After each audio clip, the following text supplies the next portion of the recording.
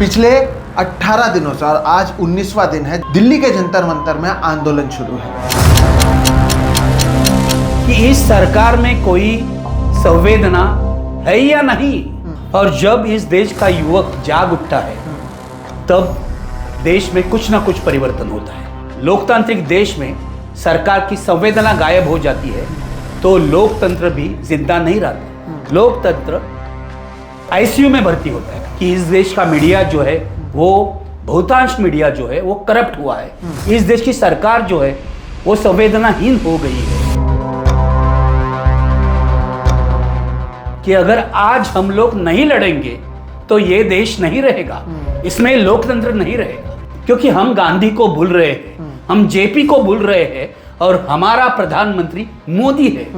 और मोदी तो गांधी को मानते नहीं है, मोदी तो हिटलर को मानते हैं, मुसोलिनी को मानते हैं। उनका जो पूरा संघ परिवार है वो मुसोलिनी और हिटलर की विचारधारा को मानता है। और ये जो बच्चे हैं 1 करोड़ से ज्यादा, उनके मन में गुस्सा है कि सरकार ने हम लोगों को चिट किया है। नरेंद्र मोदी को सवाल पूछने का कोई मतलब नहीं। वो नालायक है, वो नादान है, बिल्कुल नाकाम भी है। ये प्रधानमंत्री इस देश के इतिहास में सबसे खराब प्रधानमंत्री।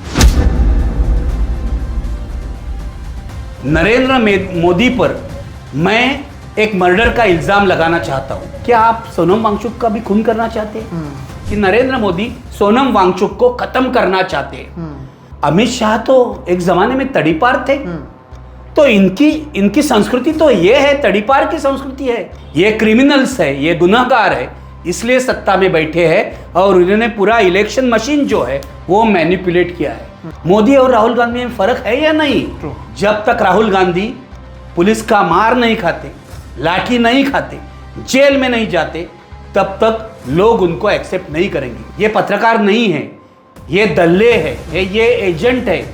जैसे बीजेपी के एजेंट होते हैं, अन्ना कभी भी बीजेपी के एजेंट नहीं थे। अन्ना हजारे आरएसएस के एजेंट नहीं थे। सो जब से अन्ना को गवर्नमेंट का पैसा मिलने लगा उनके ग्रामीण विकास के कार्यक्रम को, तब से अन्ना चुप हो गए। राहुल गांधी को हम प्यार करते हैं, हमें ऐसा प्राइम मिनिस्टर चाहिए जिसमें इंसान जिंदा है। हमको मोदी जैसा प्राइम मिनिस्टर नहीं चाहिए। एजुकेशन मिनिस्टर धर्मेंद्र प्रधान को है, उनको अगर हटाया नहीं गया, मुझे तो लगता है हटाया जाएगा, लेकिन हटाया भी नहीं गया तो उनका एजुकेशन डिपार्टमेंट जो है तो जाएगा। अच्छा, अगर सरकार इनसेंसिटिव है, युवकों के दिल में जो गुस्सा है उसको एड्रेस नहीं कर रही, तो भारत में भी नेपाल से भयंकर हो जाएगा। ये मैं आपको बताता हूँ कि सिंहासन खाली करो, जनता आ रही है।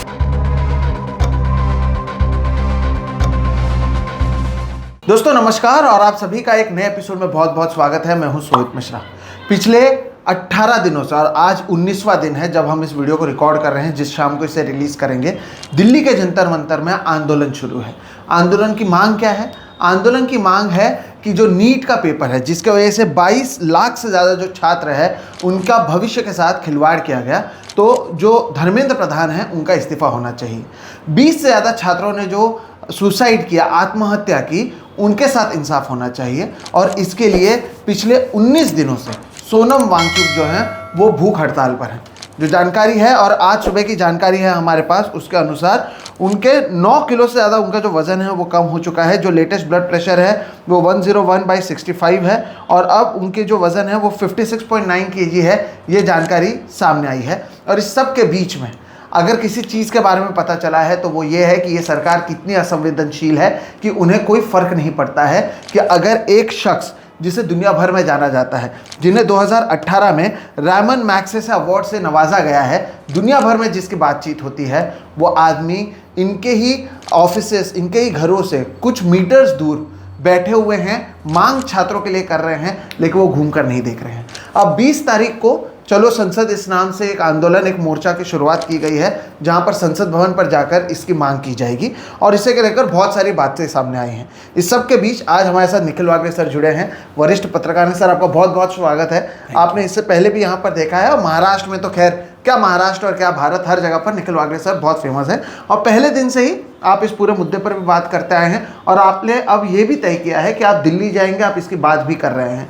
आज हम कई चीज़ों पर सर बात करेंगे, इसका अन्ना आंदोलन से जुड़ना, कांग्रेस के लोगों की दूरी, बहुत सारी चीज़ों की हम बात करेंगे। शुरुआत लेकिन इसी से करते हैं, आपको क्यों लग रहा है कि दिल्ली जाना चाहिए, नंबर एक। और तो और आप बार बार इस पूरे मुद्दे को उठा रहे हैं, जब कोई इसको टीम बी कह रहा है, कोई कह रहा है कि बीजेपी की ही साजिश है, इन्हें अचानक से इतना कैसे परमिशन पे परमिशन मिल गया सब कुछ करने का, कोई वहाँ पर जा नहीं रहा, टीवी में पूरी तरीके से ब्लैकआउट है, किस तरह से इसे आप देखते हैं? आप क्यों जा रहे हैं दिल्ली? मैं इसलिए जा रहा हूँ कि मेरे ज़िंदगी में, आज मेरी उम्र है 67, मेरी ज़िंदगी में मैंने बहुत सारे युवकों के आंदोलन देखे, राइट फ्रॉम 1972-73 जो नवनिर्माण का गुजरात का आंदोलन था। और जब इस देश का युवक जाग उठता है तब देश में कुछ ना कुछ परिवर्तन होता है, ये मैंने देखा है। मैंने आज़ादी का आंदोलन पढ़ा है, उसमें भी युवकों का बहुत बड़ा सहभाग था। मैंने जेपी का आंदोलन देखा है, उसके बाद वीपी सिंह का भी देखा है। वीपी सिंह ने जब बगावत की राजीव गांधी के खिलाफ, तो उनको सबसे बड़ा सपोर्ट युवा वर्ग ने ही दिया था। तो मैं ये मानता हूँ जो युवा जंतर मंतर पर बैठे हैं, वो अभिजीत दीपके हो, सौरव दास हो, या उनके साथ जो खड़े हुए हैं, ये बहुत बड़ी बात है। सोनम वांगचुक जैसा साइंटिस्ट, एक कार्यकर्ता जो लद्दाख के लिए आज तक लड़ रहा था, जिन्होंने अपनी ताकत दिखाई है सरकार को, क्योंकि वो, आपको मालूम है, कुछ महीने पहले सोनम वांगचुक लद्दाख से निकल के दिल्ली तक पदयात्रा करके आए थे। उसके बाद उन्होंने 23 दिन का अनशन किया था लद्दाख में। मुझे ये पूछना है सारे देश को या सरकार को, क्या एक साइंटिस्ट की ज़िंदगी जो है या कार्यकर्ता की ज़िंदगी है आपके लिए कोई मायने नहीं रखती? मैं इसलिए जा रहा हूँ दिल्ली के में, क्यों? मैं इस आंदोलन में ये नहीं मानता ये युवकों का आंदोलन है, लेकिन मैं कंधे से कंधा मिलाकर उनके साथ खड़ा रहूँगा। जब वो अगर लाठी खाएंगे तो मैं उनके साथ लाठी खाऊंगा, अगर उन पर लाठी पड़ेगी तो उनको बचाने की मैं कोशिश करूंगा। ये मेरा कर्तव्य है एक नागरिक के नाते। दूसरी बात यह है कि ये आंदोलन क्या पूछ रहा है? 21 बच्चों ने आत्महत्या की है। 16-17 साल के बच्चे इस देश में अगर आत्महत्या करते हैं तो सरकार को कुछ नहीं कहना चाहिए? जो हुआ है नीट एग्जाम में या सीबीएसई के एग्जाम में या बाकी सारी एग्जाम में, उसका असर 1 करोड़ से ज़्यादा स्टूडेंट्स पर पड़ा है। सरकार कुछ भी नहीं बोल रही है। ये लोग क्या मांग कर रहे हैं? ये लोग शिक्षण मंत्री धर्मेंद्र प्रधान का इस्तीफा मांग रहे हैं। क्या मोदी जी इतना भी नहीं कर सकते? मेरा सवाल ये है कि इस सरकार में कोई संवेदना है या नहीं, ये मेरा सवाल है। और जब लोकतांत्रिक देश में सरकार की संवेदना गायब हो जाती है तो लोकतंत्र भी जिंदा नहीं रहता, लोकतंत्र आईसीयू में भर्ती होता है। तो हमारे देश का लोकतंत्र जो है, सोनम वांगचुक वहाँ बीमार नहीं है, उनका वजन नहीं कम हो रहा है, उनके शरीर का वजन कम हो रहा होगा, लेकिन भारतीय लोकतंत्र का वजन कम हो रहा है। और ये लोकतंत्र की लड़ाई है, ये फ्रीडम ऑफ एक्सप्रेशन की लड़ाई है, ये नौजवानों की लड़ाई है। और उसको साथ देने के लिए एक पत्रकार के नाते मैं दिल्ली जा रहा हूँ, मैं उसमें शामिल हूँगा, मैं रिपोर्टिंग करूँगा और मेरा जो चैनल है उसके माध्यम से पूरे देश को बताऊँगा कि क्या हो रहा है दिल्ली में। क्योंकि मेरा ये मानना है दिल्ली के जो पत्रकार है, खास करके जो गोदी मीडिया है, उन्होंने इनको बॉयकॉट किया है, वो आते ही नहीं है। हमारे जैसे जो इंडिपेंडेंट जर्नलिस्ट है वो इनको कवर कर रहे हैं, लेकिन जो एस्टेब्लिश मीडिया है उन्होंने कवर नहीं किया है ज़्यादातर। तो मुझे देश को ये दिखाना है कि इस देश का मीडिया जो है, वो बहुतांश मीडिया जो है वो करप्ट हुआ है। इस देश की सरकार जो है वो संवेदनाहीन हो गई है। क्या करेंगे इस समय में? तो नागरिक के नाते हमें खड़ा रहना चाहिए, डट के खड़ा रहना चाहिए और लड़ना चाहिए।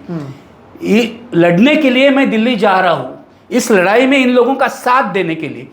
क्योंकि मेरा मानना यह है कि अगर आज हम लोग नहीं लड़ेंगे तो ये देश नहीं रहेगा, इसमें लोकतंत्र नहीं रहेगा।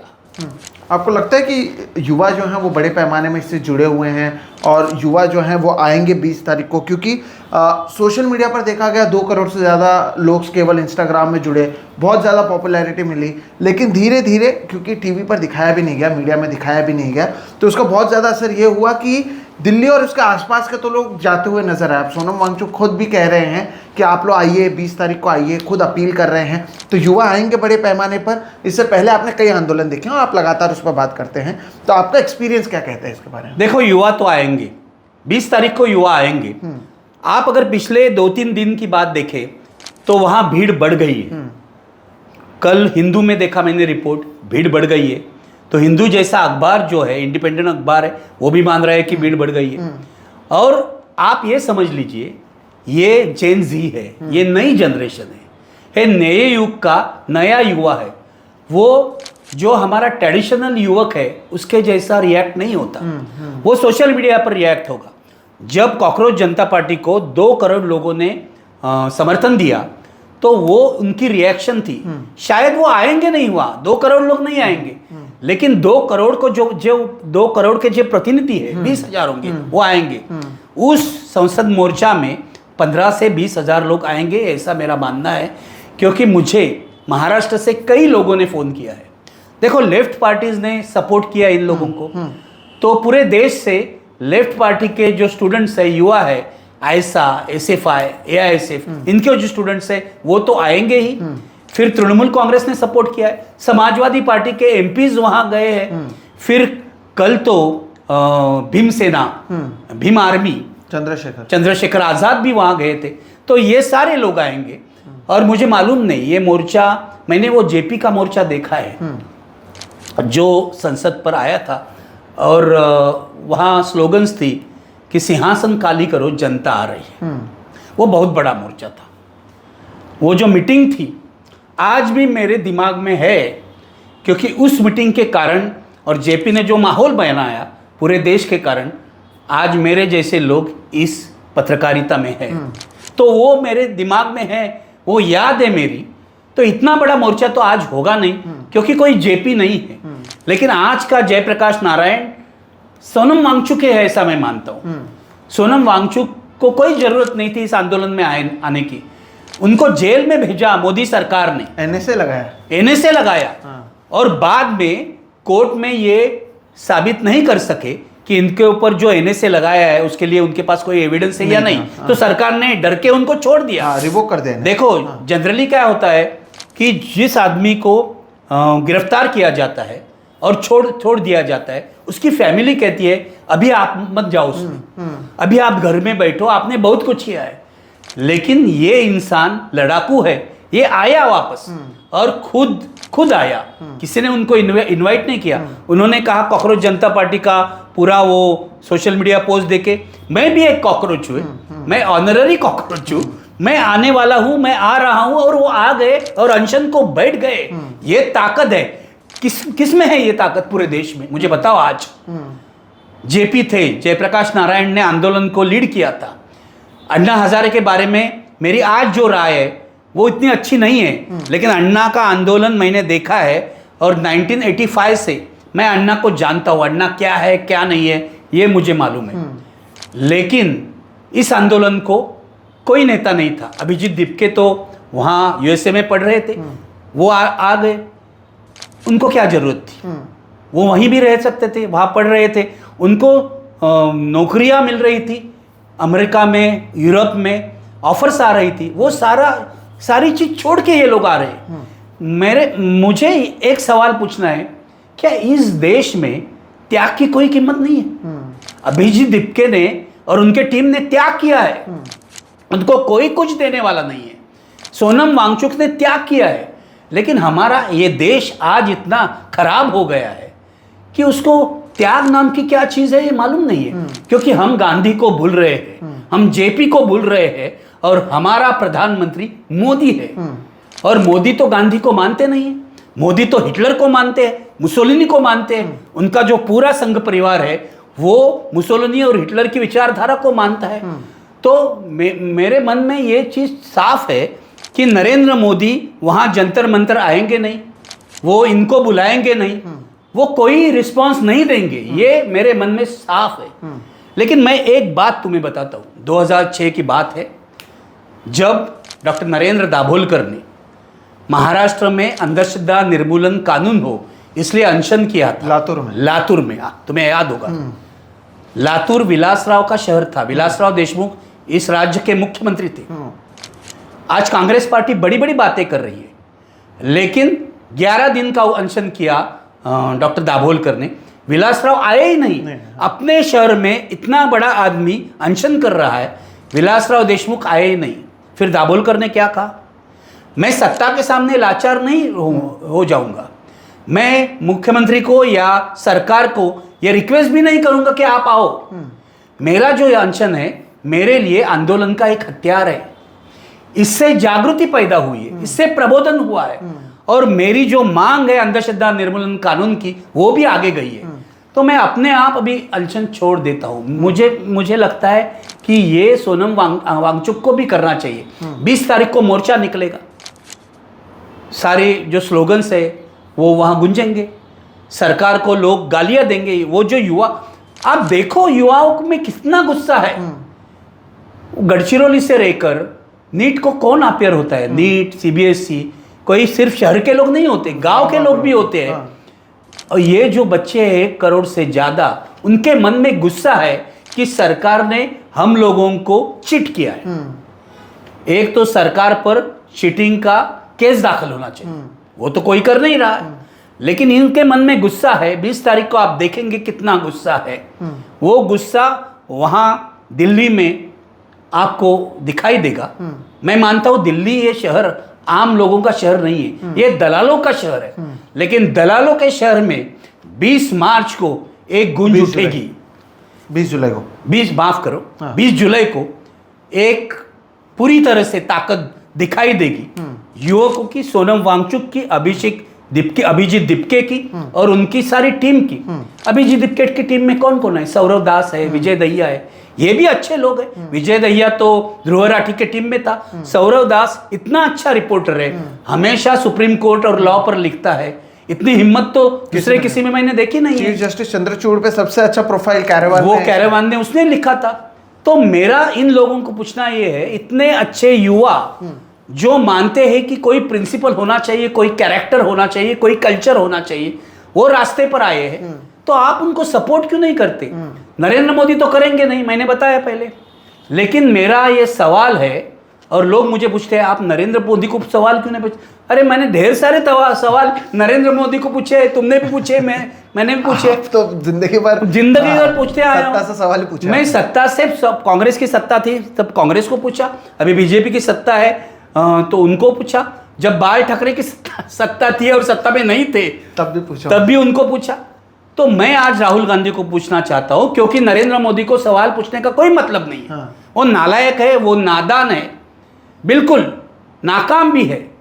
ये प्रधानमंत्री इस देश के इतिहास में सबसे खराब प्रधानमंत्री है, पूरी तरह से इनसेंसिटिव है। और मैं एक बात तुम्हें बताता हूं, नरेंद्र मोदी पर मैं एक मर्डर का इल्जाम लगाना चाहता हूं। अच्छा। उन्होंने 2018 में डॉक्टर जीडी अग्रवाल, तुम्हें मालूम होगा, गंगा शुद्धि के लिए जिस प्रोफेसर ने, आईआईटी प्रोफेसर थे, उन्होंने अनशन किया था। 110 दिन अनशन किया, कोई नहीं गया। उन्होंने गवर्नमेंट को आह्वान किया, गवर्नमेंट को अपील किया, कोई वहां नहीं गया। नरेंद्र मोदी जब चुनाव में थे तब बड़ी बड़ी बातें करते थे, हमें गंगा शुद्धिकरण करना है। इन्होंने तो पैसा खाया, गंगा शुद्धिकरण के लिए करोड़ों रुपया आया, कहाँ गया मालूम नहीं, आज भी गंगा शुद्ध नहीं हुई है।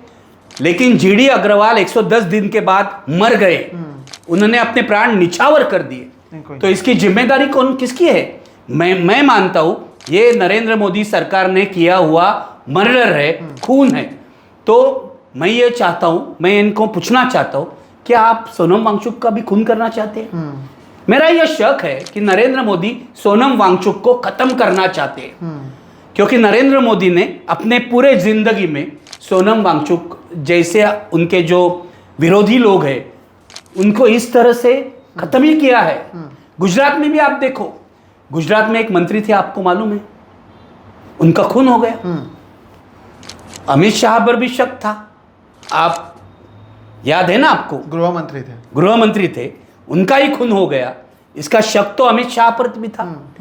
तो अमित शाह तो एक जमाने में तड़ीपार थे, तो इनकी संस्कृति तो ये है, तड़ीपार की संस्कृति है। ये क्या देंगे, ये न्याय नहीं दे सकते सोनम वांगचुक। हमारी देश की जनता गलत थी, इसलिए ये लोग सत्ता में बैठे हैं 3-3 बार। ये क्रिमिनल्स है, ये गुनहगार है, इसलिए सत्ता में बैठे हैं और उन्होंने पूरा इलेक्शन मशीन जो है वो मैनिपुलेट किया है। लेकिन मेरा सवाल हमारे प्रिय राहुल गांधी से, मेरी बहुत सारी अपेक्षा है राहुल गांधी से। मैं उनका दुश्मन नहीं हूं, मैं उनका आलोचक हो सकता हूं, क्योंकि हर पार्टी का मैं आलोचक हूं और पत्रकार को यह स्वतंत्रता तो होनी चाहिए। तो मेरा राहुल गांधी से सवाल यह है कि आप सिर्फ कांग्रेस के नेता नहीं हैं, आप देश के विरोधी पक्ष नेता है, एलओपी लीडर ऑफ अपोजिशन है। तो एक पार्टी के नेता होने से ये और ज्यादा बड़ा पद है। तो आपका ये कर्तव्य नहीं है क्या कि आप वहां जाए जंतर मंतर पर, जहां सोनम वांगचुक अनशन कर रहे हैं, जहां युवा अनशन कर रहे हैं, जहां आप देखो ऐसा के जो यूथ है, नेहा है और सारे उनके टीम है, वो अनशन पर बैठी है। इनको लगता नहीं है मैं वहां जाऊं। कैसा ये विरोधी नेता है, मैं समझ में, लीडर ऑफ अपोजिशन कैसा है। लीडर ऑफ अपोजिशन को तो दिल होना चाहिए, संवेदना होनी चाहिए। मैं राहुल गांधी को एक सवाल पूछना चाहता हूं कि 2 हफ्ते हो गए, 1 महीना हो गया आंदोलन को। 6 जून को पहला आंदोलन शुरू हुआ था। 1 महीना हो गया, अभी 1 महीने से ज़्यादा हो गया। तो मेरा राहुल गांधी से सवाल है, आप कहाँ थे? 2 हफ्ते लोग आपको अपील कर रहे हैं, आप जाइए, आप कहाँ थे ये हमें बताइए। कोई कांग्रेस वाला इसका जवाब नहीं दे रहा है। पिछले 2 हफ्ते से कहाँ थे? हाँ, पिछले 2 हफ्ते से जब सोनम वांगचुक वहां बैठ गए 20 तारीख के बाद, तब राहुल गांधी कहाँ थे? उन्होंने एक ट्वीट भी नहीं किया है। आप क्या विदेश गए थे जैसे मोदी जी जाते हैं? हम लोग आलोचना करते हैं मोदी जी विदेश जाते हैं और फर्जी वो अवार्ड्स लेते हैं, इसलिए। तो राहुल गांधी भी विदेश में थे क्या? क्योंकि प्रिंट जो है, द प्रिंट, इन्होंने एक स्टोरी पब्लिश की है, उसमें लिखा है कि राहुल गांधी पिछले 2 हफ्ते विदेश में थे। तो अगर ऐसा है, जब सोनम वांगचुक अनशन कर रहे हैं और राहुल गांधी विदेश में जा रहे हैं, तो मैं ये सवाल पूछना चाह रहा हूं, मोदी और राहुल गांधी में फर्क है या नहीं? अगर है तो राहुल गांधी को सेंसिटिव होना चाहिए, मोदी जैसा बर्ताव नहीं करना चाहिए। इसमें क्या गलत है? सारे कांग्रेस वाले मुझे गाली दे रहे हैं। 2024 के लोकसभा इलेक्शन में हमने निर्भय बनो आंदोलन महाराष्ट्र भर में किया, पूरे दिन। मैं, विश्वंभर चौधरी और असीम सरोदे, पूरे महाराष्ट्र भर में विश्वंभर चौधरी के लीडरशिप में 100 से ज्यादा मीटिंगें ली थी। इसका फायदा किसको हुआ? विपक्ष को, महाविकास आघाड़ी को हुआ। ये भूल गए कांग्रेस वाले और मुझे आज बोल रहे तुम संघी हो। मैं कांग्रेस वालों को ये बताना चाहता हूं, आरएसएस के खिलाफ, शिवसेना के खिलाफ मैंने जितनी लड़ाई लड़ी है, आपने पूरी जिंदगी में नहीं लड़ी है, और आपके किसी लीडर ने भी नहीं लड़ी है, राहुल गांधी ने भी नहीं लड़ी है। मैंने मार खाया है 3, 4, 5 बार, फिर भी जिंदा हूं। जब तक राहुल गांधी पुलिस का मार नहीं खाते, लाठी नहीं खाते, जेल में नहीं जाते, तब तक लोग उनको एक्सेप्ट नहीं करेंगे। ये आप समझ लेना। कांग्रेस वाले कितनी भी गालियां दे, मैं बोलता रहूंगा। क्या करेंगे आप? क्या करेंगे? मोदी को तो मैंने बहुत ही गालियां दी है, आलोचना की है। गालियां ने डेमोक्रेटिक गालियां, ये समझ लो। लोग कहेंगे आप भी गालियां दे रहे हो, ऐसा नहीं है। तो मैंने ठीक तरीके से मोदी की आलोचना की है, ये समझ लो। तो आप ये सवाल मुझे तो नहीं पूछ सकते। मैं कांग्रेस पार्टी को पूछ सकता हूं कि आपने लड़ना कब सीखा? राहुल गांधी क्या बोलते हैं? ये रेजिस्टेंस पार्टी है। मैं पूछना चाहता हूं, कब से हो गई रेजिस्टेंस पार्टी? 47 तक रेजिस्टेंस पार्टी थी। जब तक गांधी जी जिंदा थे तब तक रेजिस्टेंस पार्टी थी। जब से ये पार्टी सत्ता में आई है, रेजिस्टेंस खत्म हो गया। बाद में पैसा खाने लगे, करप्शन करने लगे। 2014 के बाद कांग्रेस ने कितना रेजिस्टेंस किया है? राहुल गांधी का इमेज जो है वो सुधर गया। भारत जोड़ो यात्रा में मैं शामिल हुआ था, नांदेड़ में, तुम भी थे वहां, हम लोग मिले थे। वहां मैं गया था, मैंने राहुल गांधी को देखा। राहुल गांधी में जो चेंज हो रहा था वो भी मैंने देखा। मैंने सोचा था ये आदमी अभी बदल गया है, ये अभी पप्पू नहीं रहा। ये लड़ाकू एक नौजवान हो गए, अभी तो वो नौजवान भी नहीं रहे, अभी 55 हो गए, वो छोड़ दो। लेकिन मुझे राहुल गांधी अच्छे इंसान लगते हैं। मैं मानता हूं कि राहुल गांधी को प्रधानमंत्री होना चाहिए, लेकिन मैं तो नहीं बना सकता ना। मैं तो वोट बीजेपी को कभी मैंने दिया नहीं है। 1992 के बाद मैं कांग्रेस का आलोचक होते हुए भी कांग्रेस पार्टी को ही वोट दिया है। ये छोड़ दो कि वो क्यों दिया, क्या दिया, लेकिन मैं मानता हूं देश में जो सेक्युलरिज्म है वो अगर जिंदा रहना है कि जो बिगर भाजपा पार्टी है इनको सपोर्ट करना चाहिए। तो हमने किया है, हमेशा किया है, फैसिज्म के खिलाफ लड़ाई लड़ी है, स्वतंत्र तरीके से लड़ी है। ऐसा नहीं है कि हम आपके पार्टी के साथ हैं, हम आलोचना तो करेंगे कांग्रेस की। तो मुझे कांग्रेस वालों को ये बताना है कि मुझे कंट्रोल करने की कोशिश मत कीजिए, ये आपको नहीं होगा कभी, जिंदगी में कभी नहीं होगा। नहीं, और लेकिन उससे अच्छा है मुझसे लड़ने से, क्योंकि मैं आपका तो दोस्त हूँ। तो दोस्तों के साथ लड़ाई मत करो, वहां जाओ, सोनम वांगचुक के साथ बातचीत करो, उनको सपोर्ट करो, आपका गुडविल बढ़ जाएगा। सही बात। और जैसा मुझे अभी लगता है कि क्योंकि सोशल मीडिया पे अब ट्रोल करते हैं, क्योंकि मैंने भी जब भी कॉकरोच पार्टी पे बात की तो बहुत सारे कांग्रेस को लोग डायरेक्टली नहीं, लेकिन कांग्रेस के कई सारे ऐसे पेजेस हैं, अनफॉलो करो, अनसब्सक्राइब करो। तो मुझे लगता है कि जैसे अंधभक्त भारतीय जनता पार्टी में है, ठीक उसी तरह से अंधभक्त जो है वो कांग्रेस में भी है। अब सर मुझे यहाँ पर आपसे सवाल पूछना ये है, क्योंकि हम बात कर रहे हैं कि कांग्रेस पार्टी क्यों नहीं है, और इसे लेकर आपने भी देखा है सोशल मीडिया पर बहुत सारी बातें होती हैं। एक तो वो इसकी तुलना 2011 अन्ना आंदोलन से करते हैं। वो कहते हैं कि 2011 में अन्ना आंदोलन हुआ, उसका भारतीय जनता पार्टी को फायदा हुआ, 2014 में वो सत्ता में आए, और 2026 में ये कहते हैं कि ये नए अन्ना है सोनम वांगचुक को। इसे आप कैसे देखते हैं, नंबर एक। और दूसरा इनका ये कहना है कि अरे कितने लोग आंदोलन के लिए परमिशन मांगते हैं, उनको कभी परमिशन नहीं मिलता, इनको अचानक से इतना परमिशन कैसे मिल गया, सब लोग इनके पास जा रहे हैं, यानी ये सब गवर्नमेंट स्पॉन्सर्ड है ताकि कांग्रेस का गुडविल कम हो। इस दो चीज़ को आप किस तरह से देखते हैं, क्या इस पर कोई तथ्य आपको लगता है? क्योंकि अगर आप सोशल मीडिया पर देखें तो दिन रात सिर्फ यही बातें हो रही है। मैं देता हूँ सारे, तुम्हें जवाब देता हूँ। 3 सवाल तुमने पूछे, एक तो ट्रोलिंग के बारे में, दूसरा अन्ना आंदोलन के बारे में, और तीसरा क्या था? ये कि ये इनको कैसे परमिशन मिले। हाँ, आता हूँ इन पर। ट्रोलिंग से शुरू करता हूँ। मैं 2010 से के बाद सोशल मीडिया पर हूँ, 16 साल हूँ। मैंने सबकी ट्रोलिंग देखी है। मेरे खिलाफ सब लोग ट्रोल करते हैं, बीजेपी वाले तो करते ही है, मैं उनका नंबर 1 एनिमी हूँ। बीजेपी आरएसएस वाले करते हैं, गंदी गंदी बातें लिखते हैं। मैंने यहाँ तक ट्रोलिंग देखा है कि तुम्हारी पत्नी जो है उनके ऊपर आके हम लोग रेप करेंगे, ये भी लिखा है ट्रोलिंग में। मैं डरता नहीं हूँ, इनकी हिम्मत हो तो बाहर आई, लेकिन ये मैंने देखा है, धमकियाँ तो मिली है। लेकिन मुझे सिर्फ बीजेपी वालों ने, आरएसएस वालों ने नहीं ट्रोल किया है, मुझे कांग्रेसी ने ट्रोल किया है। जब मैंने अन्ना पर आलोचना की तो उन्होंने ट्रोल किया, अन्ना वालों ने। आम आदमी पार्टी ने भी ट्रोल किया जब मैंने केजरीवाल की आलोचना की। अभी कौन बाकी है? मैंने जब सलमान खान, शाहरुख खान की आलोचना की, उनके लोगों, फैंस ने भी ट्रोल किया। तो ट्रोलिंग मेरे लिए नया नहीं है, लेकिन मुझे दुख इस बात का होता है जो बीजेपी वाले कर रहे हैं वही कांग्रेस वाले कर रहे हैं। आपके कल्चर में कोई फर्क है या नहीं? इतनी गंदी गंदी बातें कर रहे हैं। हम लोग तो मोदी के खिलाफ ही लड़ रहे हैं ना, तो हम लोगों को साथ होना चाहिए। कांग्रेस की डिमांड क्या है? Education minister Dharmendra Pradhan should resign. ठीक है, सोनम वांगचुक भी तो वही डिमांड कर रहे हैं, अभिजीत दीपके भी वही डिमांड कर रहे हैं। तो आपका प्रॉब्लम क्या है? आपकी डिमांड एक है, सब एक है, आप मोदी जी के खिलाफ लड़ रहे तो एक हो जाइए, क्यों नहीं एक होते? और हम भी मोदी जी के खिलाफ लड़ रहे, हम पत्रकार हैं। देखो, हम पत्रकार हैं।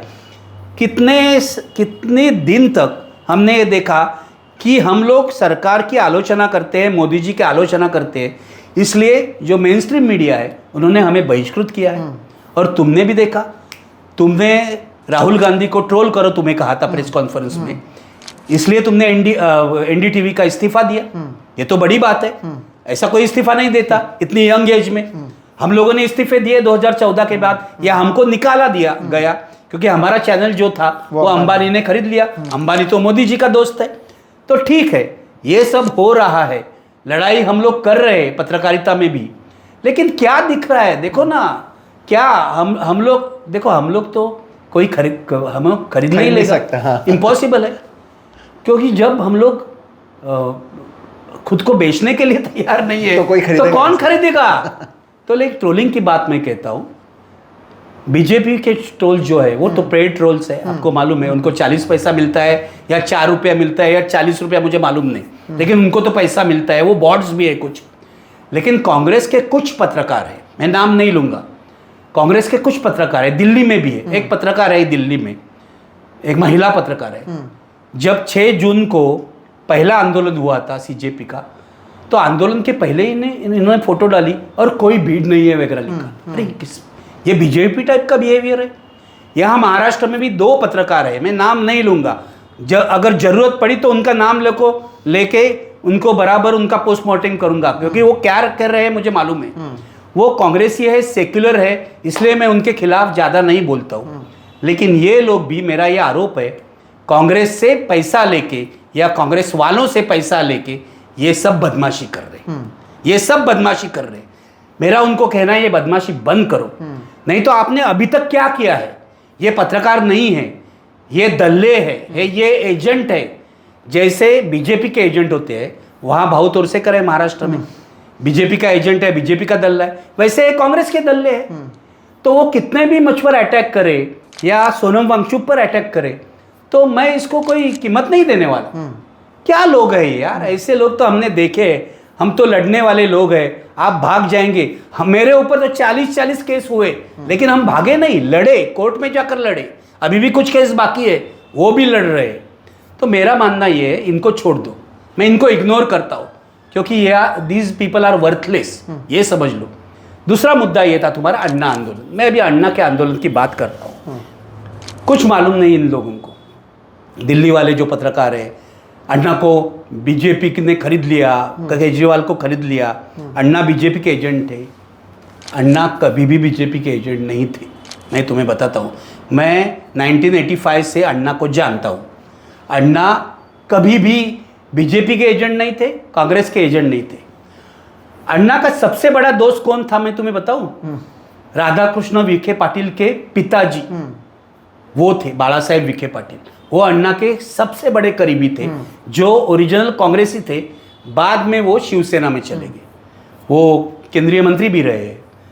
तो अन्ना जो है, अन्ना की वैचारिक स्पष्टता जो है वो ठीक नहीं है, ये समझ लो। अन्ना कुछ पढ़ते नहीं है। अन्ना बेचारे आर्मी में ड्राइवर थे ना, तो उनको लगता है मैं जो कुछ करूँगा वो सही होगा। अन्ना ने कुछ अच्छी चीज़ें की। महाराष्ट्र में वो आरटीआई का आंदोलन चलाया, देखो। लेकिन अन्ना कोई गांधी नहीं है। मैंने कभी अन्ना को गांधी नहीं कहा। अन्ना कभी गांधी नहीं थे, मेधा पाटकर भी गांधी नहीं थी। गांधी तो गांधी है। तो ये जो है ना, प्रेस ने खड़ा किया हुआ सारा विश्व है, जो गांधी जो है, इनको लगता है ना, इनको हीरोज लगते हैं। तो किसी को भी वो ये अनाउंस कर देते, ये गांधी है, वो गांधी है, ये कुलाबा का गांधी है, ये दिल्ली का गांधी है, ये दादर का गांधी है। ऐसा तो होता नहीं है। तो अन्ना कभी भी गांधी नहीं थे। लेकिन एक बात माननी पड़ेगी, मैंने 1985 से लेकर आज तक देखा है, अन्ना ने जब भी कभी आंदोलन किया, जब भी कभी, अभी आज तक, परसों उन्होंने वो आरटीआई का आंदोलन किया था। 5 जुलाई के बाद वो अनशन करने वाले थे। मैंने पहले लिखा था कि इनके साथ सरकार मिली हुई है, तो ये आंदोलन नहीं होगा। देवेंद्र फडणवीस आके अन्ना की सब मांगे मान लेंगे, वैसे हुआ। लेकिन अन्ना ने जब आंदोलन किया तो सरकार हिला दी। ये तो सच है ना, कैसे हिला दी? क्योंकि अन्ना के साथ मीडिया था। अन्ना ने जो करप्शन के मैटर उठाए थे वो सच थे। और दूसरी बात ये थी, आम जनता में अन्ना को सपोर्ट था। तुमने भी देखा है, अन्ना को बहुत बड़ा सपोर्ट आम जनता में, खास करके मिडिल क्लास में था। तो अन्ना का आंदोलन जो यशस्वी हुआ दिल्ली में भी, उसका पहला कारण ये है कि अन्ना को मीडिया का सपोर्ट था। दूसरा कारण ये है कि अन्ना को जनता का सपोर्ट था। और अन्ना जो बोल रहे थे करप्शन के बारे में, वो सही था। लेकिन इससे भी बड़ा कारण है, जो दिल्ली वाले पत्रकार नहीं जानते या जानना नहीं चाहते, कि अन्ना का आंदोलन यशस्वी हुआ दिल्ली में। इसका सबसे बड़ा कारण ये है, कांग्रेस में जो गुटबाजी थी, इसके कारण इन फाइटिंग कांग्रेस। मैं अन्ना को मिला था 7 दिन के बाद। अन्ना का जो सेक्रेटरी था सुरेश, उसका मुझे फ़ोन आया, आप आइए, अन्ना आपसे कुछ बात करना चाहते हैं, क्योंकि अन्ना की मेरी पुरानी जान पहचान है। तो मैं दिल्ली चला गया। मेरे साथ राजदीप था, केजरीवाल ने हमको रोका, आप नहीं जा सकते अन्ना को मिलने। केजरीवाल तो उनको प्रोटेक्ट कर रहा था जैसे कि उनकी प्रॉपर्टी है। तो मैंने केजरीवाल को बहुत डांटा उस वक्त कि ये आप नहीं कर सकते, हम जाने वाले हैं। तो हम अंदर गए क्योंकि अन्ना ने मुझे बुलाया था। अन्ना ने मुझे क्या कहा, देखो राजदीप भी उस वक्त बाहर था। अन्ना ने मुझे कहा कि मैं राहुल गांधी या पृथ्वीराज चव्हाण से बात करना चाहता हूँ और उसके बाद मैं अनशन तोड़ना चाहता हूँ। अच्छा, हाँ, ये 6-7 दिन के बाद था। अभी देखो, मैंने पृथ्वीराज चव्हाण को फ़ोन किया, राहुल गांधी से तो मेरी कोई ये नहीं थी, मेरा कोई कनेक्ट नहीं था। तो मैंने नरेंद्र यादव को फ़ोन किया क्योंकि नरेंद्र यादव ने मुझे कहा था मैं तो मनमोहन सिंह, सोनिया गांधी और राहुल गांधी के करीबी हूँ, ऐसा उन्होंने कहा था। आज तो वो बीजेपी के साथ है, वो छोड़ दो। तो मैंने दोनों को फ़ोन किया, कुछ नहीं हुआ। ये बड़ी स्टोरी है। पृथ्वीराज चव्हाण ने भी कुछ नहीं किया। पृथ्वीराज चव्हाण ने मुझे कहा जो दिल्ली वालों को करना है वो करने दो, आप क्यों इसमें पड़ते हैं? अच्छा, ये समझ लो ये बात क्या है। क्योंकि दिल्ली वाले बिल्कुल, मैं खराब शब्द इस्तेमाल नहीं करना था, लेकिन दिल्ली के जो नेता है ना वो हरामी है, बिल्कुल हरामी है। कांग्रेस वाले क्या कर रहे थे, एक और चिदम्बरम और उनका गुट था, दूसरी ओर कपिल सिब्बल का, तीसरी ओर प्रणब मुखर्जी था। अगर चिदम्बरम ने अन्ना को गिरफ्तार नहीं किया होता तो ये आंदोलन अन्ना का इतना बड़ा नहीं होता। मनमोहन सिंह को मालूम भी नहीं था अन्ना को गिरफ्तार करने वाले। चिदम्बरम होम मिनिस्टर थे, उन्होंने अन्ना को गिरफ्तार किया। उसके पहले तो अन्ना के आंदोलन को सपोर्ट भी नहीं था, लोग भी नहीं थे। जिस दिन अन्ना को गिरफ्तार किया उस दिन से आंदोलन बड़ा हो गया। केजरीवाल जो करना चाहता था वो उसको मिल गया। तो मेरा मानना ये है कि अगर अन्ना का अनशन आप खत्म करना चाहते थे तो कौन आदमी था आपके मिनिस्ट्री में? एक ही आदमी था, विलासराव देशमुख। क्योंकि विलासराव जब महाराष्ट्र में सीएम थे तो उन्होंने अन्ना को ठीक तरह से हैंडल किया था।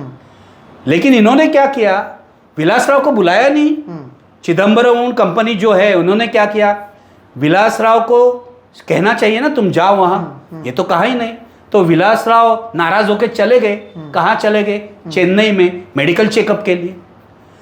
जब ये आंदोलन मिट नहीं रहा है, अन्ना अनशन नहीं तोड़ रहे, ये देखा इन लोगों ने तो ये डर गए और फिर किसी को भेजा विलासराव को लाने के लिए। अच्छा, तो विलासराव चेन्नई से आ गए। चेन्नई से आने के बाद विलासराव ने अन्ना के साथ बातचीत की और अन्ना का अनशन मिट गया। ये होने ही वाला था। अगर विलासराव पहले दिन जाते, दूसरे दिन जाते, तो तीसरे खत्म हो दिन, जाता। 4 दिन में खत्म होने वाला था। लेकिन कांग्रेसियों ने इसको बढ़ाया।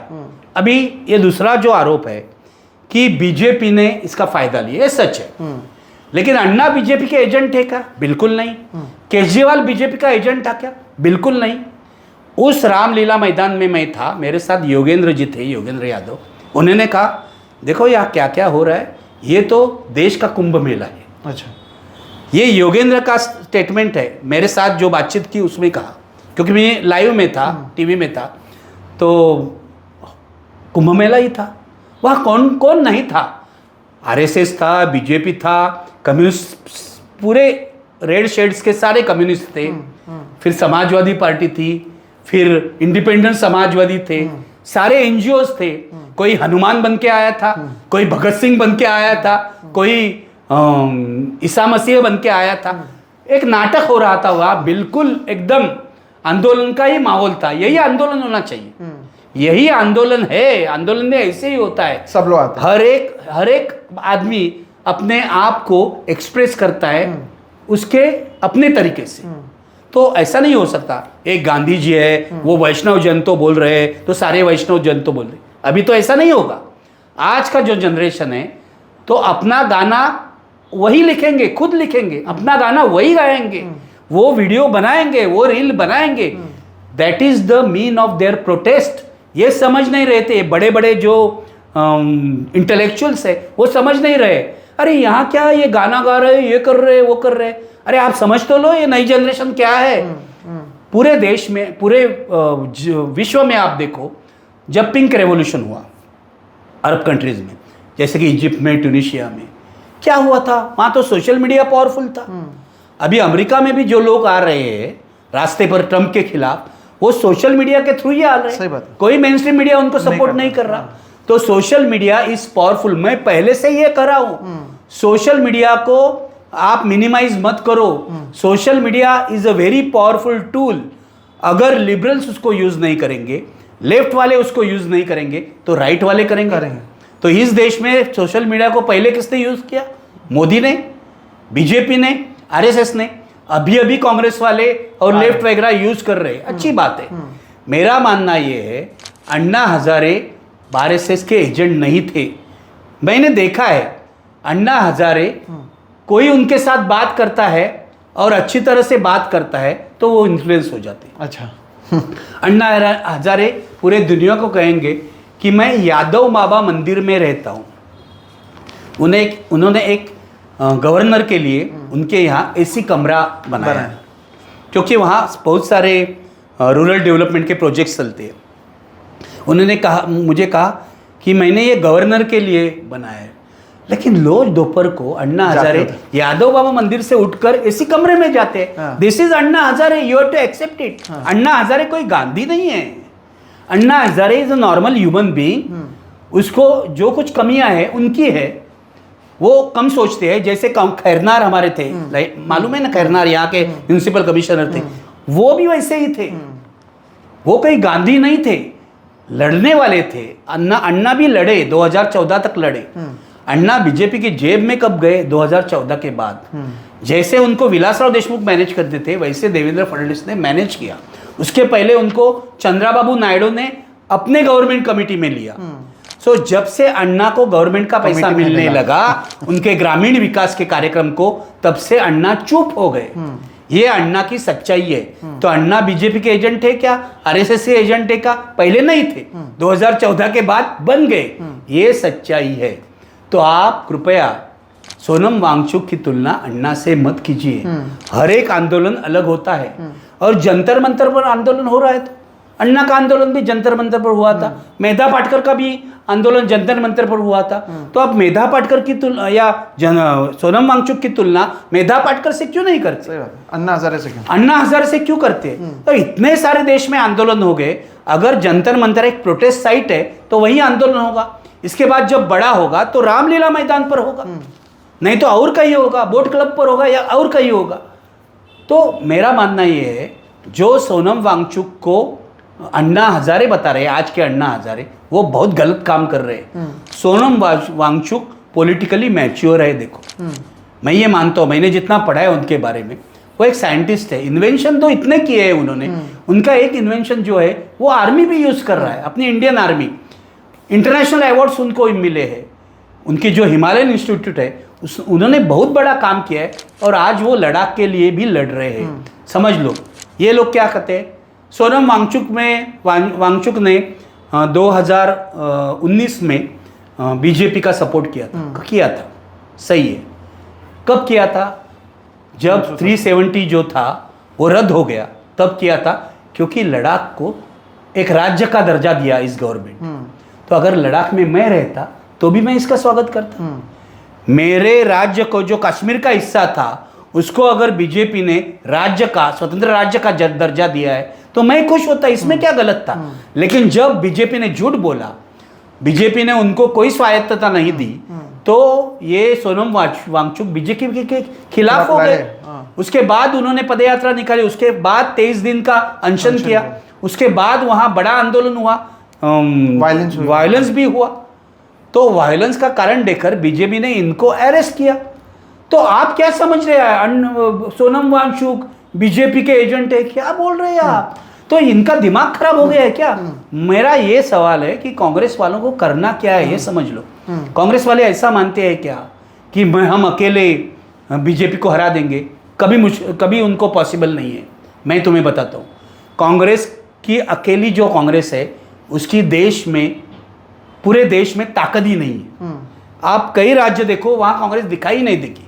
महाराष्ट्र में एक जमाने में कांग्रेस की ताकत थी, आज क्या है? आज कुछ नहीं है। आज आधे से ज्यादा कांग्रेस वाले तो बीजेपी में चले गए।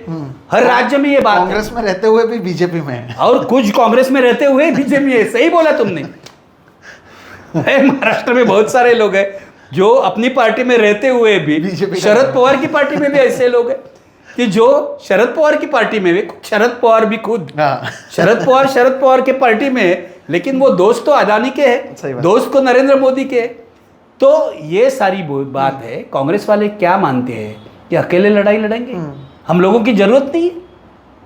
मुझे लगता है कांग्रेस को अगर जीतना है, बीजेपी को हराना है, तो जैसे जेपी ने 1977 में किया था कि पूरी एंटी कांग्रेस फ्रंट बनाई थी, वैसी एंटी बीजेपी फ्रंट अभी बनानी चाहिए, जो 2024 के इलेक्शन में दिखाई दिया है। अगर विपक्ष एक हो जाता है तो उनको बड़ी तादाद में कामयाबी मिलेगी।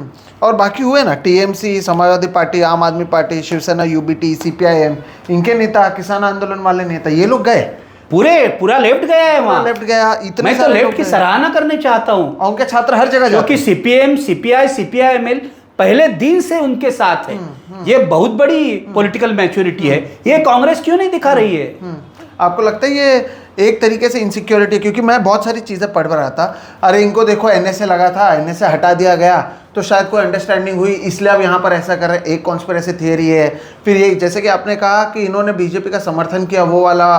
फिर सौरव दास का कोई एक ट्वीट ले लेते हैं 2017 का, उत्तर प्रदेश वाला, जो अभिजीत दीपके है, उसने आम आदमी पार्टी के लिए काम किया है, तो उसने राहुल गांधी की टीका टिप्पणी की है कि अरे ये लोग अगर इतना बोलते हैं तो ये इसे टीम बी मानते हैं बीजेपी का, या इनके पुराने ट्वीट्स के बेसिस पर कह रहे हैं कि आप ये जब राहुल गांधी की आलोचना करते हैं तो राहुल गांधी की क्या ज़रूरत है।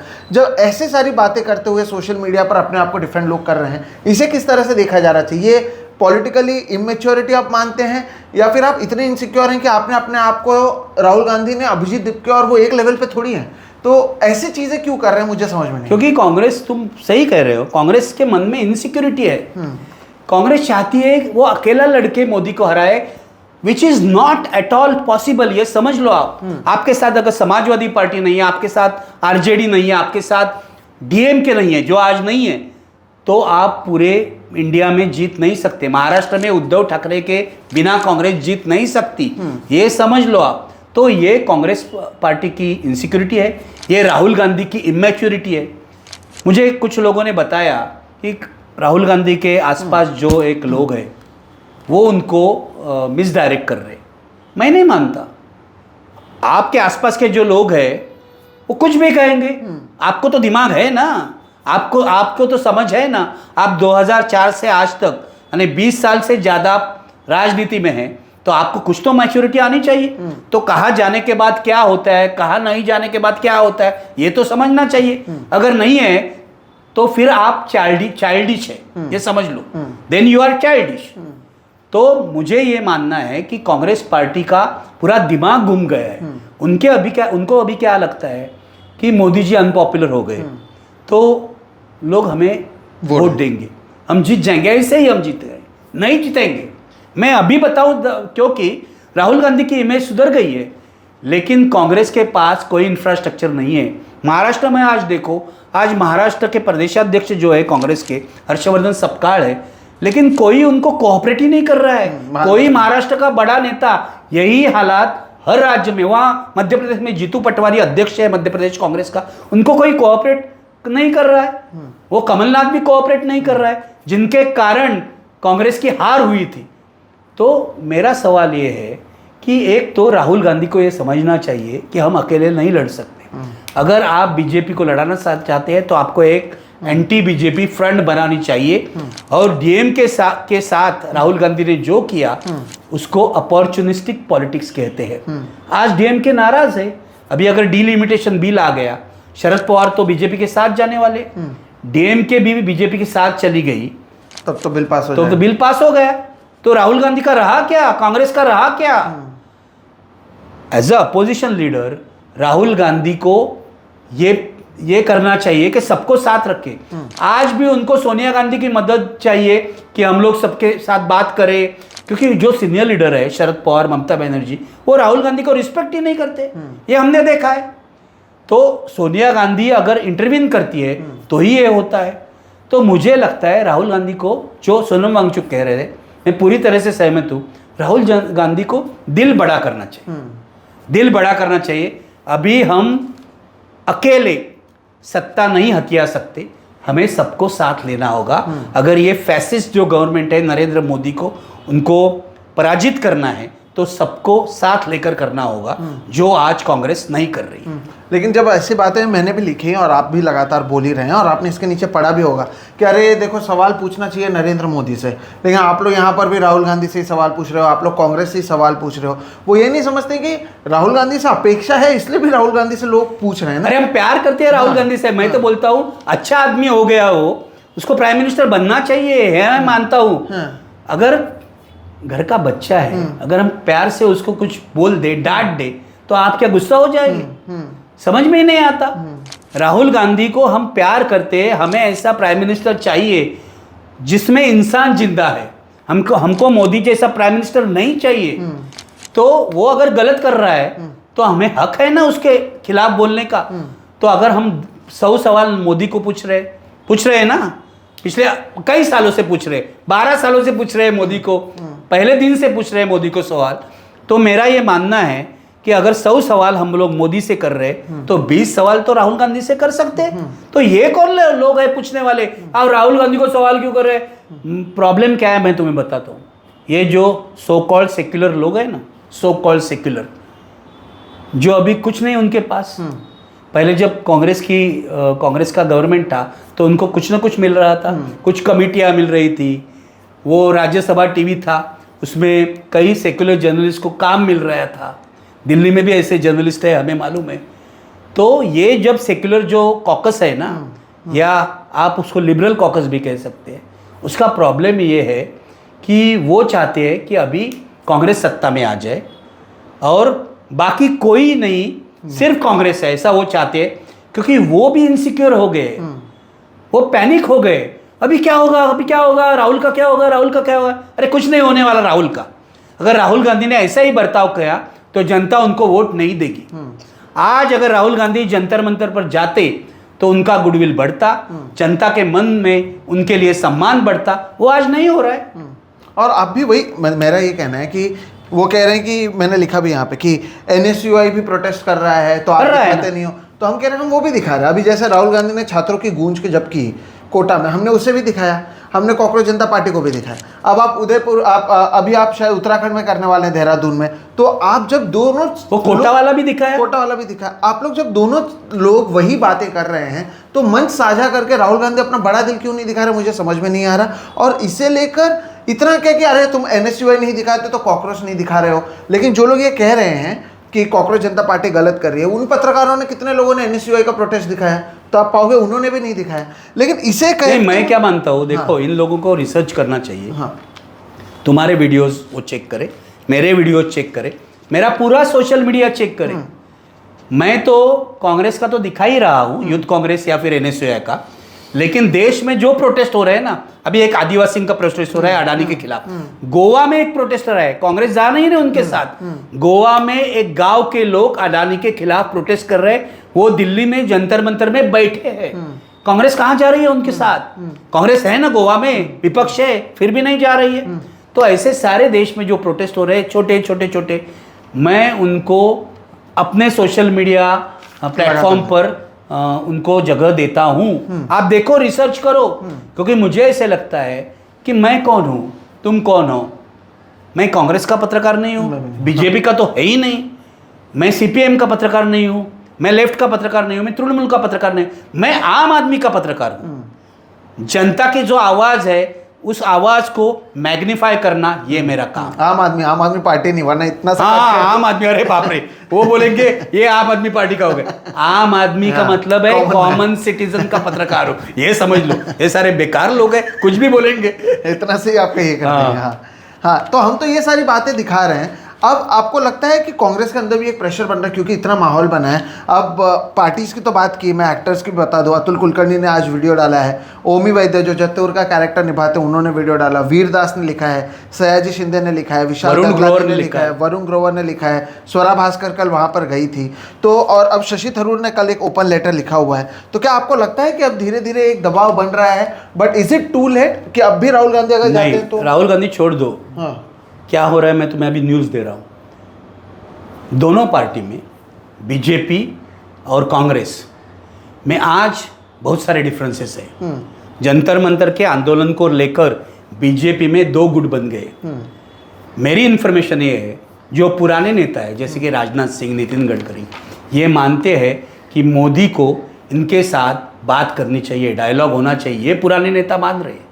मोदी के जो चमचे हैं वो नहीं मान रहे। लेकिन ऐसे दो गुट हो गए, जो पुराने लोग हैं मानते हैं जाना चाहिए मोदी को, डेमोक्रेटिक अगर गवर्नमेंट खुद को मानते हैं तो वहाँ जाके बात करनी चाहिए, उनको बुलाना चाहिए। ये बीजेपी में दो गुट हो गए।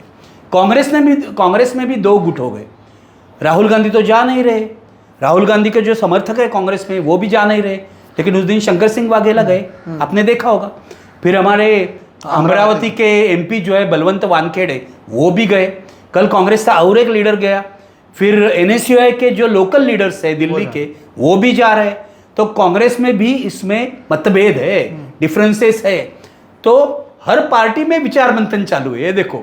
इसलिए मैं कहता हूँ लेफ्ट पार्टीज ने जो पॉलिटिकल मैच्योरिटी दिखाई है ना, वो बहुत सुंदर भी है, बहुत अच्छी भी है और बहुत जरूरी भी है।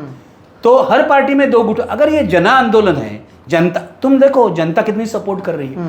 वो जिसका नाम तुमने लिया ना, ओमी वैद्य, वो 3 इडियट्स में चतुर का काम कर रहा था, उसने एक पोस्ट डाला सपोर्ट का, तो 60 लाख उसको हिट्स आए। 60 लाख, 60 लाख हिट आए एक वीडियो को, 2 मिनट के वीडियो को।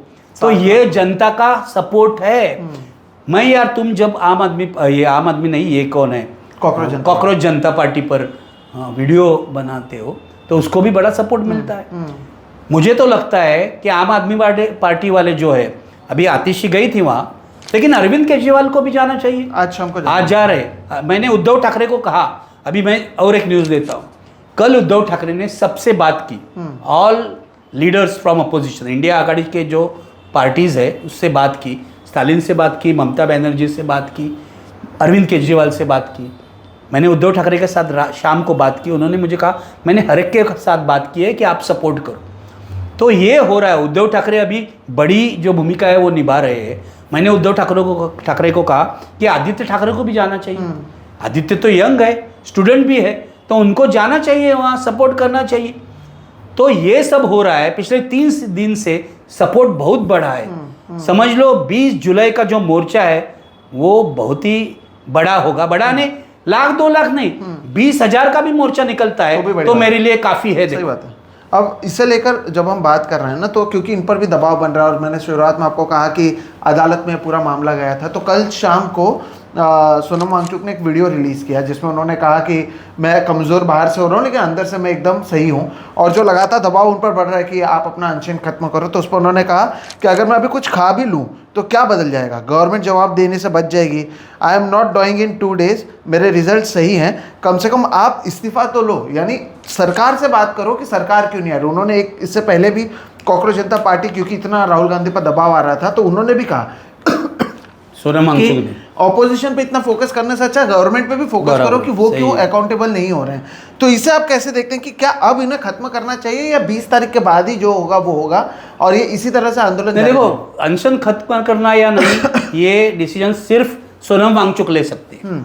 हमने तो अपील की है, सबने, नसीरुद्दीन शाह ने अपील की, शबाना आजमी ने अपील की, देश के बहुत सारे इंटेलेक्चुअल जो है उन्होंने भी अपील की है। लेकिन जो अनशन पर बैठा है उसको ही फाइनल डिसीजन लेना चाहिए। तो आई रिस्पेक्ट सोनम वांगचुक, और कब अनशन पीछे लेना है वो निर्णय तो वही कर सकते। मुझे ये लगता है बीजेपी के अंदर की जो खबर है, इस बार एजुकेशन मिनिस्टर धर्मेंद्र प्रधान को है, उनको अगर हटाया नहीं गया, मुझे तो लगता है हटाया जाएगा, लेकिन हटाया भी नहीं गया तो उनका एजुकेशन डिपार्टमेंट जो है तो जाएगा। अच्छा, उनको दूसरा डिपार्टमेंट, मंत्री पद बदला जाएगा। हाँ, उनका डिपार्टमेंट बदला जाएगा। तो ये तो हो रहा है ना, ये तो बड़ी बात है। मोदी को भी ये करना पड़ रहा है। अभी जो रिशफल होगा, मुझे लगता है कि एक तो 21 के पहले होगा या ये जो सेशन है उसके बाद होगा। तो ये सब होना है, तो ये तो बड़ा इन्फ्लुएंस है ना, राजनीति भी बदल रही है। क्या इसे लेकर सोनम वांगचुक, क्या इस पे आपको लगता है कि चेंजेस होंगे? आप मान रहे हैं चेंजेस होंगे। अच्छा, अब चेंजेस सिस्टम में भी होंगे। अच्छा, ये समझ लो, जो लोग बोल रहे हैं ना, कल एक आदमी मुझे बोल रहा था इन्होंने एजुकेशन सिस्टम के बारे में क्या सोचा है। अरे पहले तो लड़ रहे हैं, जो आर्मी लड़ रही है उसी से वो 20 साल बाद क्या होगा वो सोचेगी। अभी तो लड़ रहे हैं ना, लड़ने तो उनको। ये जो घर में बैठकर कुछ नहीं कर रहे हैं ना, इनके दिमाग में ये सारी बातें आती हैं। इस देश के जो इंटेलेक्चुअल्स है ना, पूरी तरह से यूजलेस है। यूजलेस मैं तुम्हें बताता हूँ, कुछ करेंगे नहीं, और जो कर रहा है उसको बोलेंगे मत करो। मैंने भी देखा है, मैंने भी बहुत सारे अनशन किए हैं, तुम्हें मालूम है, लड़ाइयाँ भी लड़ी है, हमला हुआ है आपके ऊपर, हमले तो हुए। हाँ। लेकिन जब आप लड़ते हो ना, तो ये बड़ा आपको एडवाइस देते हैं, ये मत करो, वो मत करो, ऐसा है, गांधी जी ने ऐसे कहा, अंबेडकर ने कहा। अरे यार, इस देश में भगत सिंह भी था ना। भगत सिंह क्यों पैदा हुआ? भगत सिंह कोई हिंसावादी था? बिल्कुल नहीं था। भगत सिंह कम्युनिस्ट था, भगत सिंह अहिंसावादी था। लेकिन जब लाला लाजपत राय जख्मी हुए, उन पर अटैक कर दिया, पुलिस ने लाठी हल्ला कर दिया और जख्मी हुए और मर गए उसमें, तब भगत सिंह ने डिसाइड किया कि ये जो अफसर है, ब्रिटिश अफसर, उसको हम बम से उड़ा देंगे।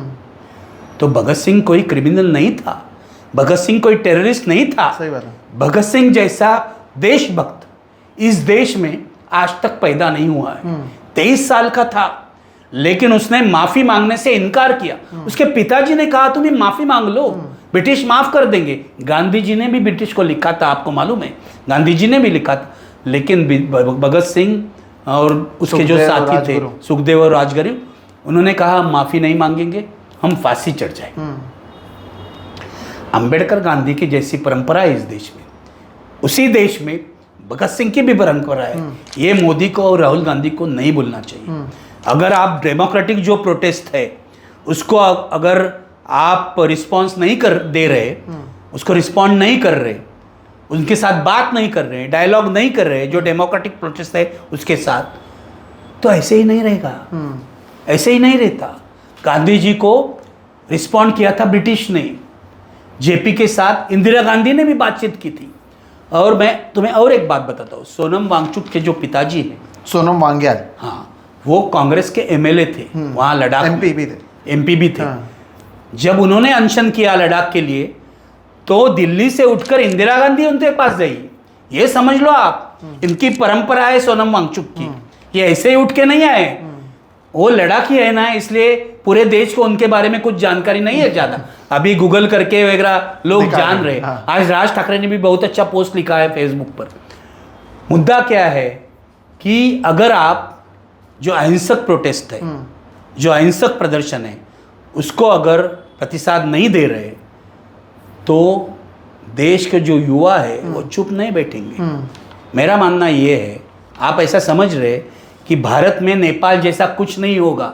मैं नहीं चाहता हूँ भारत में नेपाल जैसा हो, लेकिन ये निर्भर करता है सरकार के बर्ताव पर। अगर सरकार इनसेंसिटिव है, युवकों के दिल में जो गुस्सा है उसको एड्रेस नहीं कर रहे, तो भारत में भी नेपाल से भयंकर हो जाएगा। ये मैं आपको बताता हूँ। और आपको लगता है कि ये जो युवा थे जो भारतीय जनता पार्टी पे अट्रैक्ट होते हैं, ये जो 18-19 साल के लोग, वो सबसे बड़ा डेंट होगा और उसी को कांग्रेस अपनी तरफ नहीं ले पाए? यही तो प्रॉब्लम है ना। 2014, 2019, 2024 के इलेक्शन में ज़्यादातर युवा ने मोदी को वोट दिया था, क्योंकि मोदी ने अपना एक इमेज बनाया, ये विकास पुरुष है, ये है, वो है। अभी पूरे युवा नाराज हो रहे। तुम सोशल मीडिया पर देखो, कितने युवक मोदी, युवक है, युवती मोदी के खिलाफ लिख रहे, रील्स बना रहे। तो पूरा माहौल बदल गया है। लेकिन ये आज मोदी के खिलाफ हो गए, इसका मतलब ये नहीं है कांग्रेस को वोट करेंगे। राहुल गांधी को उनको अट्रैक्ट करना चाहिए, उनके साथ बात करनी चाहिए। कोई इवेंट मैनेजमेंट नहीं है ऐसे बात करना। राहुल गांधी करते हैं इवेंट मैनेजमेंट, कोटा में किया, उसके पहले भी किया, लेकिन वो सिलेक्टेड लोग होते हैं ना, 2000, 3000, या किसी वो चर्मकार के घर जाते हैं, या फिर किसी वो घर जो कलर लगाता है पेंटर के घर जाते हैं, वो सब करते हैं, वो नाटक सब करते हैं। मोदी जी भी हमारे नाटक करते हैं, ऐसा नहीं है, नाटक तो दोनों राजनेता कर रहे हैं। लेकिन मेरा मानना ये है कि राहुल गांधी सेंसिटिव है, राहुल गांधी अच्छे इंसान है, उनको राजनीतिक जो चौकट है उससे बाहर आ जाना चाहिए और युवाओं को सीधा एड्रेस करना चाहिए। अगर वो नहीं करेंगे तो ये मोदी से नाराज जो युवा है वो कांग्रेस के पास नहीं आएंगे। ये समझ लो आप। अगर आज राहुल गांधी को ये मैं अलर्ट करना चाहता हूं कि आप जो कर रहे हैं वो ठीक है, अच्छा है, लेकिन आज आप आपके जो विश्व में हैं, आप छोटी सी दुनिया है आपकी, कांग्रेस वालों की दुनिया हमेशा छोटी रहती है। अभी अभी बात करने लगे नेहरू की, 2014 के बाद। उसके पहले तो नेहरू जी को भी भूल गए थे, गांधी तो कभी का छोड़ दिया कांग्रेस वालों ने। तो छोटी सी दुनिया है कांग्रेस वालों की। अगर आपको गांधी के पथ पर चलना है, बाबा साहब आम्बेडकर के पथ पर चलना है, या भगत सिंह के पथ पर चलना है, तो आपको आपके दिल को और दिमाग को व्यापक करना चाहिए। इतना ही मेरा कहना है, ये मेरा अपील है। क्योंकि इस देश के युवा कई सालों के बाद रास्ते पर आए। अभी युवकों का आंदोलन पिछले 12 साल में नहीं हुआ था। किसानों का आंदोलन हुआ, वो फिर रेसलर्स का आंदोलन हुआ, CA-NRC हुआ, शाहीन बाग में CA-NRC हुआ, लेकिन युवा नहीं रास्ते पर आए थे, वो आज आए हैं। उनको आप रिस्पॉन्ड कीजिए, उनकी आवाज सुनिए।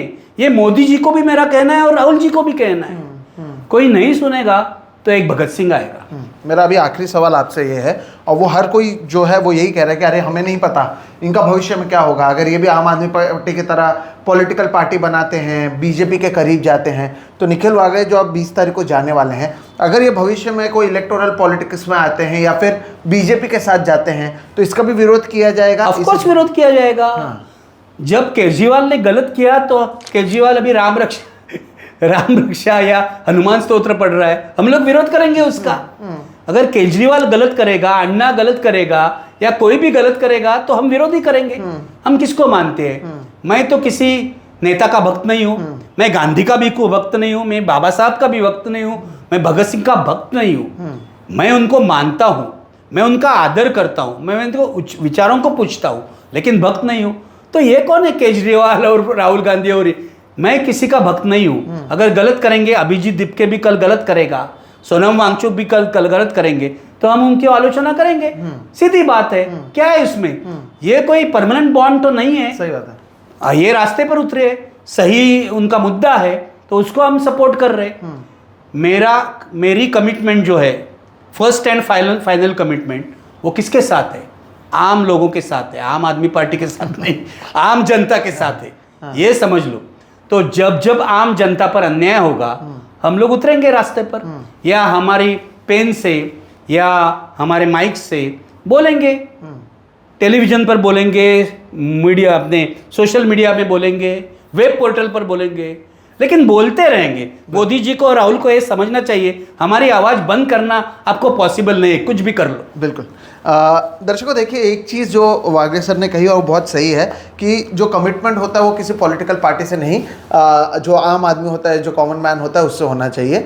और ये बात भी मैंने किसी कांग्रेस वाले को बीच में कही भी थी कि मैं पत्रकारिता इसलिए नहीं कर रहा हूँ कि राहुल गांधी को प्रधानमंत्री बनाए। किसी का ये काम नहीं है कि हम इसे प्रधानमंत्री बनाए या उसे बनाए। कल अगर आप सत्ता में आएंगे तो आपसे भी सवाल पूछा जाएगा। ऐसे में अब जब युवकों को लेकर इतनी बड़ी पैमाने पर मोर्चा हो रहा है, और मैं दिल्ली से लोगों से जो बातचीत हो रही थी, जो छात्र हैं, उनके परिवार वाले हैं, वो अब आ रहे हैं और उस मैदान में आकर सोनम वांगचुक का समर्थन कर रहे हैं। ऐसे में कांग्रेस से इससे दूरी बनाए रखना, हमने भारतीय जनता पार्टी से अपेक्षा छोड़ दी थी। हमने देखा है कि किसान आंदोलन से लेकर महिलाओं के साथ उन्होंने किस तरह से व्यवहार किया, लेकिन कांग्रेस की उस पद पर जा रही है, ये एक बहुत बड़ा सवाल था। और निखिल वाघे सर ने आज एक जो सवाल हैं जो लोगों के मन में थे, उस पर खुलकर न केवल बातचीत की, लॉजिक के साथ समझाया।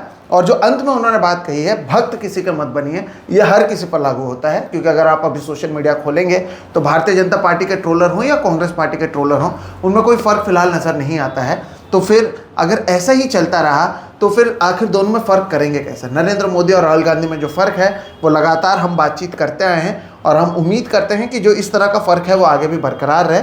इस सब के बीच में 20 तारीख को दिल्ली में यह आंदोलन होने वाला है। बड़े पैमाने पर लोग वहाँ पर जाएंगे, इस तरह की बातचीत सामने आ रही है। कितने बड़े पैमाने पर लोग आते हैं ये देखना होगा। लेकिन अब जो सवाल है वो सरकार से है, धर्मेंद्र प्रधान का इस्तीफ़ा ज़्यादा ज़रूरी है या फिर आपका ईगो ज़्यादा ज़रूरी है? आप ईगो के चलते वर्ल्ड रिनाउंड जो साइंटिस्ट हैं, और केवल साइंटिस्ट नहीं है, मैं आपको बता दूं, वो 59 ईयर ओल्ड इंजीनियर हैं, एजुकेशन रिफॉर्मर हैं, क्लाइमेट एक्टिविस्ट हैं, और रैमन मैग्सेसे अवार्ड विनर हैं। अगर उनसे, उनकी जान से ज़्यादा आपकी ईगो अगर आपको प्यारी है, तो फिर ये डेमोक्रेटिक सरकार तो नहीं है, इसे आप अहंकारी और तो और एक तरीके से डिक्टेटर सरकार मान सकते हैं। तो इसी पर हमारी चर्चा थी। सर बहुत बहुत शुक्रिया, आपने समय निकाला और खुलकर इन तमाम चीज़ों पर बातचीत की है। मैं उम्मीद करता हूँ कि किसी सबको के- गालियां दी है। और ये ज़रूरी है कि जो गलत होगा उसके बारे में बात करनी है। और इसमें कांग्रेस वाले लोगों को भी एक तरीके से कहना चाहता हूँ कि आप सावधान रहिए। केवल आपकी हाँ में हाँ मिलाकर ये लोग आपकी साथ नहीं ले रहे हैं, ये आपको बर्बादी के तौर पर लेके जा रहे हैं। और हमारे किसी से कोई लेना देना नहीं है, कोई बॉन्डिंग नहीं है, तो हम खुलकर इस पर बातचीर करें। बहुत बहुत शुक्रिया सर, आप जुड़े, आपने बातचीत की। दर्शकों, आपको ये वीडियो कैसा लगा ज़रूर बताइएगा। कमेंट सेक्शन में आपके कमेंट का भी इंतजार रहेगा। अगर आपने अब तक मेरे इस चैनल को सब्सक्राइब नहीं किया तो ज़रूर कर लीजिए। मेरा नाम है सोहित मिश्रा ऑफिशियल। महाराष्ट्र से अगर आप हैं तो निखिल वागले सर के बारे में आपको कहने की ज़रूरत नहीं है। लेकिन अगर आप महाराष्ट्र के बाहर से हैं तो अगर आप देखना चाहते हैं, आप मराठी समझते हैं, तो निखिल वागले ओरिजिनल इस नाम से जो चैनल है उसे आप देख सकते हैं। आपको समझ में आएगा वागले सर के एक एक लाइव पर कितने लोग जुड़ते हैं और उनकी क्या क्रेडिबिलिटी है। ये सोशल मीडिया के ट्रोल तय नहीं करेंगे, ये व्यूवर्स तय करते हैं। बहुत बहुत शुक्रिया सर, आप जुड़े। फिलहाल हम दोनों को दीजिए इजाज़त। दर्शकों नमस्कार। नमस्कार।